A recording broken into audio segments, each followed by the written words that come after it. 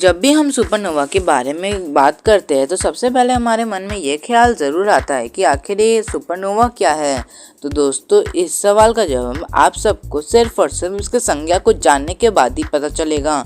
इसका संज्ञा आखिर है क्या, आखिर किसे कहते हैं सुपरनोवा। तो दोस्तों सुनिए, जब भी अंतरिक्ष में एक तारे का विलय होता है तो वह एक धमाके के साथ जोर से फटकर अंतरिक्ष में समा जाता है। इसी धमाके के कारण कुछ समय के लिए अंतरिक्ष में हमारा कल्पना से भी परे प्रकाश की एक किरण छा जाती है। तो इसी चमकीले व धमाकेदार प्रक्रिया को सुपरनोवा या सुपरनोवा एक्सप्लोजन भी कहते हैं। सिर्फ एक सुपरनोवा एक्सप्लोजन पूरे ब्रह्मांड को प्रकाशित कर सकता है और इससे निकलने वाली प्रकाश की किरणों का तेज इतना ज़्यादा होता है कि हमारा सूर्य इस तीव्रता की किरणों को कभी प्रकाशित ही नहीं कर सकता। मात्र एक सुपरनोवा से निकलने वाली ऊर्जा पूरे अंतरिक्ष को थरथरा कर सकती है। हमारे आकाशगंगा का आकार अन्य आकाशगंगाओं के मुकाबले बहुत ही छोटा है। इसलिए हमारे आकाशगंगा में प्रति 50 साल में एक सुपरनोवा एक्सप्लोजन होता है। परंतु जैसा कि मैंने आपको ऊपर पहले ही बताया है कि कुछ आकाशगंगा इतने बड़े होते हैं कि इनके अंदर हर एक सेकंड पर एक नया सुपरनोवा एक्सप्लोजन घटित होता है।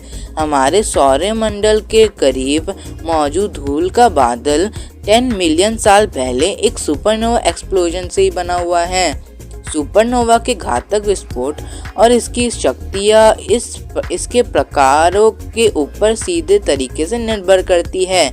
इसलिए आपके लिए इनके प्रकारों के बारे में भी जानना बहुत ज़रूरी है। तो चलिए इनके प्रकारों के बारे में जानते हैं।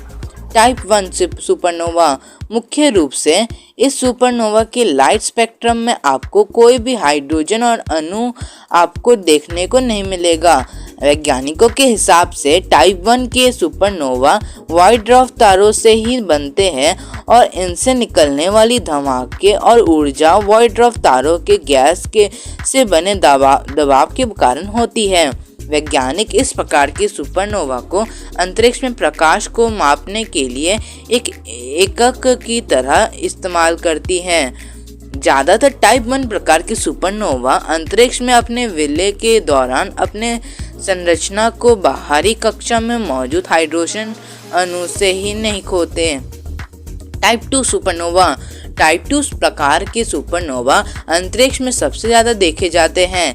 इनका आकार हमारे सूर्य से काफ़ी ज़्यादा बड़ा होता है और इनसे निकलने वाली ऊर्जा काफ़ी ज़्यादा होती है। जब भी कोई स्टार अपने कोर से हाइड्रोजन और हीलियम को खो देता है तब दबाव के चलते यह नक्षत्र अपने अंदर मौजूद कार्बन को विलय करना शुरू कर देता है। इसी कार्बन के विलय के बाद टाइप 2 सुपरनोवा को जन्म देती है। जब कोई इस प्रकार की घटना घटित होती है तब नक्षत्र के अंदर मौजूद हर एक मौलिक धातु इसके केंद्र में जमा होने लगता है। इसी कारण से उस नक्षत्र का केंद्र काफ़ी ज़्यादा संघन हो जाता है। बाद में इसी संघनता के कारण नक्षत्र के अंदर काफ़ी ज़्यादा दबाव पैदा हो जाता है और ये इसके अंदर एक विस्फोट को जन्म देती है। ये विस्फोट बाद में नक्षत्र के अंदर मौजूद हर एक पदार्थ को अंतरिक्ष में बहुत तेजी से फट कर फैला देती है। दोस्तों, ये है सुपरनोवा के बनने के विज्ञान। यहाँ पर मैं आपको और भी बता दूं कि सूर्य से 20-30 गुना बड़े नक्षत्र अंतरिक्ष में सुपरनोवा के माध्यम से विलय ना होकर ये एक ब्लैक होल के रूप में परिवर्तित हो जाते हैं। जी हाँ, आपने सही सुना, ब्लैक होल, क्योंकि अपने सुपरनोवा के अंदर का दबाव इतना ज़्यादा बढ़ जाता है कि ये चाहे तो भी सुपरनोवा का विस्फोट नहीं कर सकते। तो अब आपने ऊपर सुपरनोवा विस्फोट और इसके शक्तियों के ऊपर आधारित इस वीडियो में सुपरनोवा के प्रकारों को जान लिया है। इसलिए चलिए इससे जुड़ी कुछ रोचक सवालों के जवाब भी जानते हैं। जैसा कि मैंने पहले भी आपको कहा है कि सुपरनोवा की शक्ति काफ़ी ज़्यादा होती है। इसलिए एक किरण अगर आपके ऊपर पड़ जाए तो आप पल भर में ही भाप बन जाएंगे। सुपरनोवा से निकलने वाली किरण यूवी किरणों का भंडार है, जो कि आपके शरीर में म्यूटेशन करवाकर आपको काफ़ी ज़्यादा बुरी मौत दे सकती है। अगर एक सुपरनोवा धमाका पृथ्वी से 50 से 60 आलोक वर्ष दूर भी घटित होता है तो आपको ऊर्जा हमारे पूरे पृथ्वी को आसानी से एक झटके में तबाह कर सकती है। तो हाँ, सुपरनोवा वाकई में काफ़ी ज़्यादा विनाशकारी और खतरनाक होती है। क्या होगा अगर हमारी पृथ्वी के पास ही एक सुपरनोवा विस्फोट हो?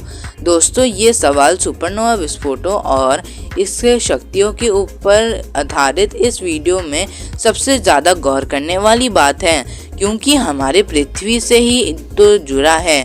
अगर एक सुपरनोवा हमारे पृथ्वी से 20-30 करोड़ वर्ष दूर पर भी घटित है तो वह हमारे पृथ्वी पर प्रभाव डाल सकता है। हर एक सुपरनोवा एक्सप्लोजन पृथ्वी पर 3 से 4 सेल्सियस तापमान बढ़ाने के लिए जिम्मेदार है। पृथ्वी के जन्म के बाद से अब तक करीब 20 सुपरनोवा विस्फोट हो चुके हैं। तो आज के इस वीडियो में बस इतना ही। अगर आपको वीडियो पसंद आए तो वीडियो को लाइक करने के साथ साथ चैनल को सब्सक्राइब करके बेल आइकन दबाएं, जिससे कि आने वाले वीडियोस की नोटिफिकेशन आपको मिलती रहे। अब हम मिलेंगे अगले वीडियो में, तब तक के लिए बाय।